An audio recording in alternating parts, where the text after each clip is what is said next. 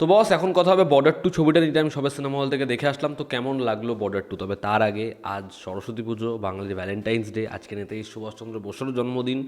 তো আজকে মোটামুটি সিনেমা হলে আমি যা ভিড় দেখলাম, সারা রাস্তায় যেরকম সরস্বতীদের লাইন দেখলাম, তো সবাই আজকে খুব ভালো করে ঘোরো, আনন্দ করো সরস্বতীদের নিয়ে আর কি। এবং সিনেমাও যেরকমভাবে লোকে দেখছে, যেরকম টিকিট বুকিং হচ্ছে, দেখে ভালো লাগে। তো সকলে খুব ভালো থাকো, সুস্থ থাকো, খুব আনন্দ করো। তো বর্ডার টু নিয়ে আমার যা এক্সপেকটেশন ছিল, এই ছবির যেরকম টিজার ট্রেলার ড্রপ করছিল, যেরকম ভিজুয়ালস এবং একটা হেড তো এই ছবিটার আগেনস্টে চলছিলই, তো এই ছবিটা কি সেরকমই হলো? ডাউটের যে জায়গাটা ছিল সেটাকে আরও বড় করে দিল, মানে যেরকম গাদারের নামে গাদার টু চলেছে, ওরকম কি প্রোডাক্ট হলো? না বর্ডার টু ভালো হলো? আমাকে যদি এক লাইনে বলতে, আমি বলবো আমার যা এক্সপেকটেশন ছিল তার থেকে অনেক অনেক better product border to end of the day একটা বেশ ভালো ছবি। এবং এই ছবিটার তারা মার্কেটিং, এই ছবিটার প্রমোজ কেন এরকম এনেছে আমি জানি না। তার কারণ তারা ছবির মেন মেন জিনিসপত্র যদি ট্রেলার টিজারে কিছুটাও দেখাতো, আমার মনে হয় এর থেকে অনেক বেশি বাস জেনারেট হতো। তার কারণ এই ছবিটা যখন তুমি দেখতে যাবে, ছবির প্রথম 15-20 মিনিটে তোমার মনে হবে যে আমরা প্রোমো দেখে যা এসেছি এবং ছবিটা যেটা দেখছি সেটা কোথাও একটা কি ভিন্ন। ছবিটা বেশ ভালো একটা ছবি। ছবির গল্পটা আমি একটু করে বলছি। এখানে 1971-এ যে যুদ্ধ হয়েছিল ভারত পাকিস্তানে, সেখানে ভারতের যে কর্তৃত্ব, ভারতের সেনার যে কর্তৃত্ব, সেই গল্পের কথাই বলছে বর্ডার টু। এর থেকে বেশি জানতে হলে তোমাকে নিকটবর্তী সিনেমা হলে গিয়ে ছবিটা দেখতে হবে। ছবির পজিটিভ দিক, নেগেটিভ দিক, আমার কাছে এই ছবির জন্য বেশ অনেকগুলো পজিটিভ দিক রয়েছে এবং কিছু ইস্যুস তো রয়েছে। ছবির প্রথম পজিটিভ দিক হচ্ছে এই ছবিটা না তোমাকে ইমোশনাল করতে পারে।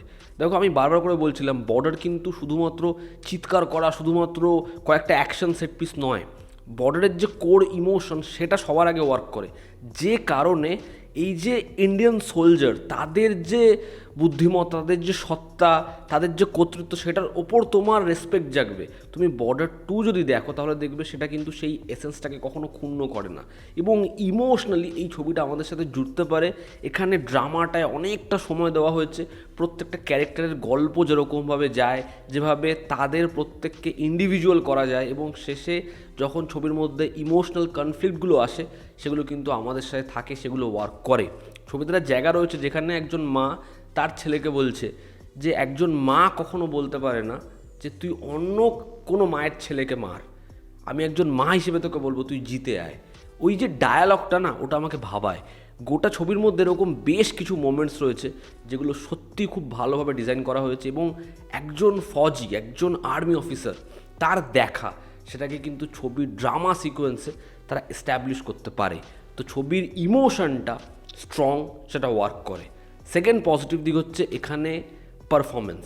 সানি দেওয়াল সে যখন চিৎকার করবে, তার একটা ইমোশনাল সাইড রয়েছে, সেটাকে যেরকমভাবে স্পেস দিচ্ছে। দেখো, সানি দেওয়ালের একটা আলাদা ফ্যান ফলোয়িং আছে এবং আমি যখন থিয়েটারে ঢুকেছি আমিও কিন্তু চিয়ার আপ করেছি। তো সানি দেওয়ালের কাজ আবারও খুব ভালো। ভারুণকে নিয়ে এখানে যতই ট্রোল করা হোক, যাই বলা হোক, আমি বলবো ভারুণ অনেক ভালো কাজ করেছে। যে হেডটা ভারুণ পাচ্ছে, ভারুণের পারফরমেন্স ট্রোল করার মতো একেবারেই নয়।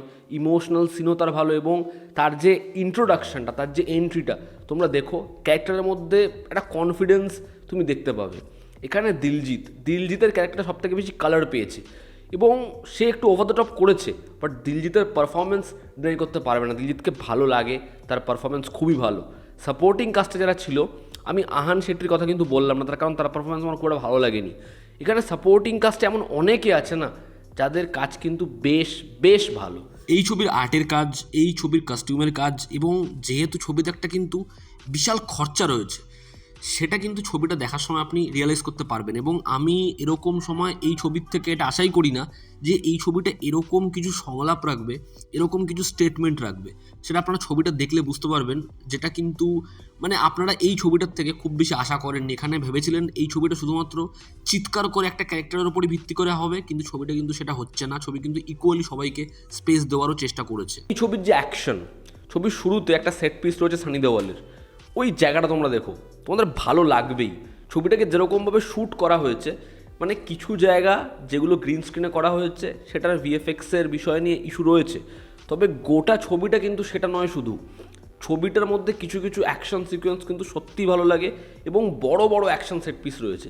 সেখানে কিছু কিছু পোর্শন রয়েছে যেটা সিটি মার মোমেন্ট, সেগুলো ভালো লাগে। তো ছবিটা ভিজুয়ালি কিছু জায়গায় বেশ ভালো, অ্যাকশন কোরিওগ্রাফি ভালো, ছবিটার যে ল্যান্ডস্কেপ সেটা কিন্তু ধরা পড়ে, ছবির গান, এই ছবিতে বর্ডারের গানগুলো যেরকমভাবে রিক্রিয়েট করা হয়েছে সেগুলো ওয়ার্ক করে। যাতে হুয়ে লামহে যখন বাজবে না তোমাদের ভালো লাগবে, বা যখন বাজবে হচ্ছে সন্দেশে আতে হে, তোমরা ইমোশনাল হবেই। এবং ছবির শেষে ওই যে কেমির কথা শোনা যাচ্ছিল, আমি তোমাদের এর থেকে বেশি কিছু বলবো না, কিন্তু যখন ওই পোর্শনটা আসবে নস্টালজিক ফিল করাবে। তো গোটা ছবির মধ্যে জেপি দত্তার যে নস্টালজিক ভাইবসটা, সেটা আমি বলবো অনুরাগ সিং খুব সুন্দর করে ক্যাপচার করার চেষ্টা করেছে, এবং সেটা তার অডিয়েন্সকে সে প্রোভাইড করার চেষ্টা করেছে। এবং এই ছবিটা শুরু থেকে শেষ অবধি অডিয়েন্সকে, মানে ধরো একটা বড় ড্রামার পোর্শন, এর গল্প বলছে, ওর গল্প বলছে, তার গল্প বলছে, তার মধ্যেও কিন্তু হাই লো পয়েন্ট স্ক্রিন প্লেতে মেজার করেছে, যাতে অডিয়েন্স ওই ড্রামাটা দেখতে দেখতে বোর না হয়। আবার একটা ইমোশনাল পোর্শন আসছে, দুজনের কনভারসেশন আসছে, এত মিষ্টি একটা কনভারসেশন যেখানে দুজন অফিসার, একজনের চিঠি সুখের খবর এনেছে, একজনের চিঠি দুঃখের খবর এনেছে। এবার ওই যে জায়গাটা না তোমাদের ভালো লাগবেই, তারপরে একটা হাই সিকোয়েন্স। তো স্ক্রিন প্লের যে ব্যালেন্সিংটা সেটা বেশ বেশ ভালো। এই ছিল এই ছবির পজিটিভ দিক। আমার জন্য বর্ডার 2 ওয়ার্ক করেছে, আমার যা এক্সপেকটেশন তার থেকে বেটার কিছু বেরিয়েছে বর্ডার 2। এটা গদার 2 এর মতো জোর করে একটা সিকুয়েল বা বানাতে হয় বানিয়ে দেবো, অডিয়েন্স দেখে নেবে, ওরকমভাবে বানানো ছবি নয়। এবার যদি ছবির নেগেটিভ দিক বলি, দেখো এই ছবির যেমন আমি বললাম ভিজুয়ালস কিছু কিছু জায়গায় ভালো, অ্যাকশন ভালো। এবার যেটা আমরা বুঝতে পারছিলাম যে কিছু কিছু জায়গা তারা গ্রিন স্ক্রিনে করেছে, সেই জায়গাগুলো পুরো গোটা ছবিতে যে ডেভেলপ করা গেছে এমনটা নয়। বহু জায়গায় ওই দুর্বল ভিএফএক্সটা কিন্তু ধরা পড়ে, বহু অ্যাকশন সিকোয়েন্সে সেটা ধরা পড়ে। সেটা দেখার সময় মনে হয় যে এটা অনেক অনেক বেটার হতে পারতো। এবং সেকেন্ড নেগেটিভ দিক হচ্ছে, দেখো বর্ডার কিন্তু শুধু যুদ্ধ নয়, বর্ডারে কিন্তু একটা পলিটিক্যাল এনভায়রনমেন্ট রয়েছে, যে গল্পটা বলছে তার আগে এবং পরের ব্যাখ্যা রয়েছে। বর্ডার 2 এর ক্ষেত্রে সেটা একেবারেই মিসিং। অ্যান্টাগনিস্টদের এস্টাবলিশমেন্ট এখানে নেই। ছবিতে যখন একটা ক্যারেক্টার শহীদ হচ্ছে, বর্ডারের ক্ষেত্রে ওই শহীদটা না থেকে যাবে তোমার সাথে। এখানে যেরকমভাবে বিষয়টা আসে যেন জিনিসটাকে খুব তাড়াতাড়ি, খুব তাড়াহুড়োর সাথে এন্ড করে দেওয়া হলো। আমার মনে হয় সেই ক্লোজারটা আরও বেটার ওয়েতে দেওয়া যেতে পারতো। ছবির রান টাইম সেটা তো বড়ই, সেটা খুব যে বেশি সাফার করায়, খুব যে বেশি ইস্যুস তেমন নয়। তবে ছবিটা সেকেন্ড হাফে একটু ইলংগেটেড মনে হয়। ফার্স্ট হাফে যেহেতু অনেকগুলো জিনিস রয়েছে, ড্রামা রয়েছে, ইমোশনাল দিকপত্র রয়েছে, সেকেন্ড হাফেও আছে, কিন্তু সেকেন্ড হাফে কিছু কিছু জায়গায় মনে হয় ছবিটা ছোট হতে পারতো। ডেফিনেটলি ক্রিটিসাইজ করবো এই ছবির যারা টিজার ট্রেলার কেটেছে, এই ছবিটার টিজার ট্রেলার অনেক অনেক বেটার ওয়েতে, বেটারভাবে ডিজাইন করা যেতে পারতো। তো ওভারঅল বর্ডার 2 এই ছবিটা একটা বেশ ভালো ছবি। আমি এই ছবিটার থেকে যা এক্সপেকটেশন রেখেছিলাম, এই ছবিটা ওর থেকে অনেক অনেক বেটার প্রোডাক্ট বেরিয়েছে। তোমরা ছবিটা দেখো, ডেফিনেটলি ভালো লাগবে। ছবির পরিচালক ভালোভাবে যত্ন নিয়ে বানিয়েছে। এই ছিল আমার ওপিনিয়ন। তোমরা যারা দেখেছো তোমাদের কীরকম কী লেগেছে জানিও। জনতা আমাদের পাশে আছে, আবার দেখা হচ্ছে। Take care.